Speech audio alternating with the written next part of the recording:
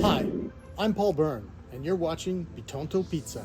Today we're going to talk about that big decision. The one is, which oven should I buy? I'm going to tell you a little bit about my story and my path and where I ended up, and we'll see if that doesn't help you along the way. We're going to talk about 3 ovens that I've used over the past 6 years. One is the Bakerstone Pizza Oven Box. The other one is the Ooni Pro 3. And the third one is the Zio Ciro Subito Cotto 80, or Subito Cotto 80. And we'll talk about the advantage of each. The Bakerstone Pizza Box is an interesting oven. It's the one I started first with, and part of the reason was because it was so inexpensive. Let me show you how this oven works. As you can see, you set it on your grill, you pick it up right at the top. It's got a hole in the bottom, and up through that hole comes the air, which creates a convection current that blows the hot air over across the top of the pizza and heats up these stones that are on the inside. The advantage of it is very inexpensive to use, but it had a lot of downsides. The first of which is it never reaches really high temperatures. You can get it up to about 600 degrees, and even so, not for very long. That means that after 1 or 2 pizzas, you're gonna have to reheat the oven and cook again. The other disadvantage of this pizza oven, you use a lot of gas. And the reason that you use a lot of gas in this oven is because it's sitting up high. You know, my gas elements are down around here, but the oven itself is up here. And I have to turn them all on really to get a good flow across the oven. I was able to do some workarounds to help with this. One of them was to essentially close the lid to this point, and that helped to reflect the heat back down on the pizza, but it really didn't help that much. It did speed up the process just a tad. So I found myself making a pizza, waiting to reheat, making a pizza, waiting to reheat. If you have any kind of a spill, let's say you slide a pizza off and some of the sauce or some of the mozzarella goes off the edge, or you get a pizza that sticks and it has a hole in it in the middle, it's a real mess. It's really difficult to clean that up on an oven like this, simply because it doesn't get hot enough to burn off the detritus that may form on the oven. This was my first oven. It gave me the ability to actually make some great pizza. It doesn't get hot enough to make Neapolitan style pizza, but you can make a Bari style pizza in here and it comes out really well. So if that's all you're interested in, is occasional 1 or 2 pizzas for friends, then it's a great oven for that. But really, for throwing a pizza party, inviting people over, or really creating Neapolitan style pizza, this is not the oven for you, despite its low price. The next oven we're going to talk about is the Ooni or Ooni's oven. Is really great entrance to the world of cooking with flame. The reason you don't see one right here is because I actually sold my oven that I had for 2 years. I made a lot of great tasting pizza in that oven, well over 500 pizzas in it. So I'm going to rely on some inserted images to explain about how the oven works. The oven has a basket in the back, a metal basket that is used for putting the wood in, and then there are 4 stones across the bottom that are 9 inches by 9 inches, at least in the Pro model, and it's made out of stainless steel, double walled, so that it maintains the heat inside the oven. A great advantage of this oven is that you can actually make real Neapolitan style pizza, but it comes with a number of downsides that you should be aware of. Like the Bakerstone Pizza Box, it has kind of a thin bottom. It's actually a little bit thicker than the Bakerstone, but not that thick. And so the problem with those stones is they don't retain heat for very long. If you have a lot of pizzas to make, it's going to take you a long time. You'll be lucky to get a production of 5, 6, maybe 7 pizzas per hour because of the time it takes in between to reheat those stones. I was able to improve that by buying a second set of stones. Those stones were long, so 9 by 18 instead of the original 9 by 9 squares, and I set those on top of the others. They gave me a little bit more thermal mass to work with and improved the consistency of the heat well.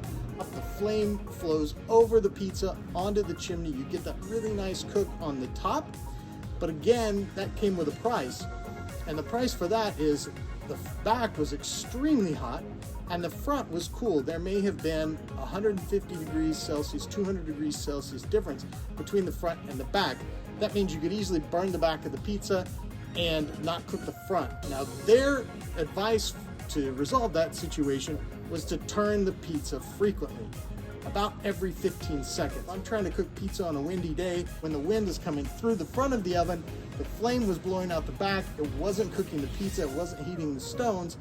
The other problem is if that wind whipped around and came the other way, then I would get a boost of flame up through the stones, and it would immediately toast my pizza and just burn it to a crisp.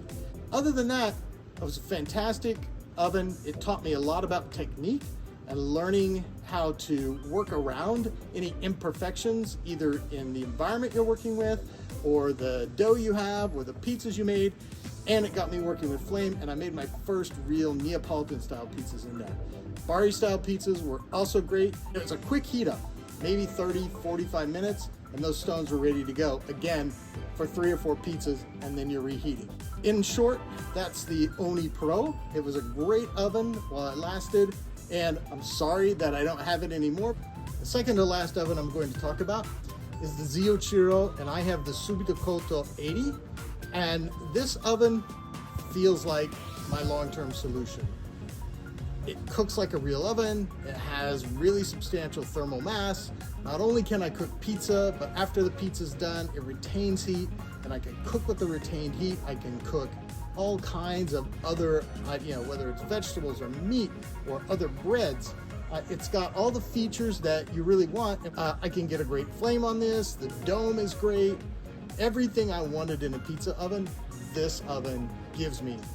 So in the end, this feels like my long-term solution. I'm glad I'm here. I think I'm gonna have this oven for a very, very long time. The last oven I'm gonna talk about is one that you can't see. It's invisible. Why is it invisible? It's invisible because it never got made. I was planning on making an oven from plans using thermal brick. I would have made a huge mistake. I was going to make the oven 1 meter wide inside, would have caused a big jump in the consumption of wood. This oven uses about 12 pounds of wood an hour. That oven would have used a little bit more, and I would have had to use more of it to heat the oven up. Now, I could have cooked more pizzas in the same time, but I'm not running a restaurant here. It's a home pizzeria, and I can do everything I need with the Subito Cotto 80.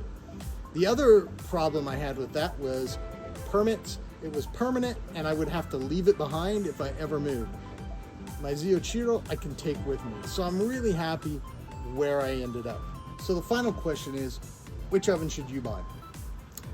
If you're like me and you learn incrementally, there were a lot of advantages to the path I took. I was able to develop a lot of technique, and I was able to keep my risk down. The costs were low. The Bakerstone oven at the time was about $250.